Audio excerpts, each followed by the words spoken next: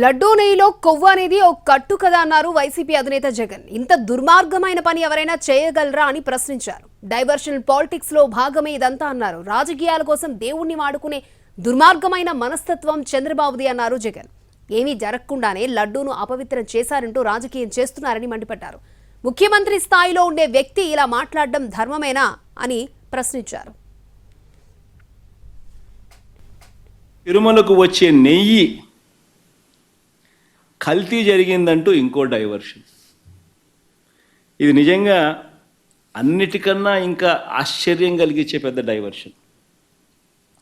ఎందుకనంటే చంద్రబాబు నాయుడు అనే వ్యక్తి ఎంత దుర్మార్గుడు, ఎంత అన్యాయస్తుడు అని అంటే, నిజంగా దేవుడిని కూడా రాజకీయాల కోసం వాడుకోగలగాలి అని ఆలోచన చేయగలిగిన వ్యక్తి ప్రపంచ చరిత్రలో ఎవడు ఉండడు.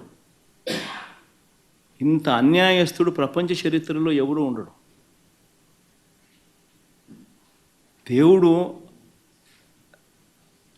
నీ రాజకీయాల కోసం ఉపయోగించుకోవాలి అని ఆలోచన చేయగలిగిన దుర్మార్గమైన మనస్తత్వం ఒక చంద్రబాబు నాయుడు గారికి మాత్రమే ఉంటాయి.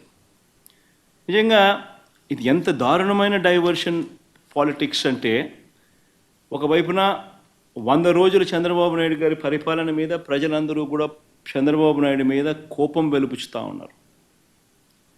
ఏమైనా మా సూపర్ 6లు, ఏమైనా మా సూపర్ 7లు అని చెప్పి ప్రజలు నిలదీస్తూ ఉన్నారు.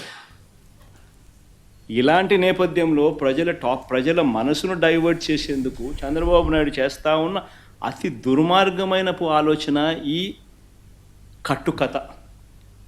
ఇప్పుడు తిరుమల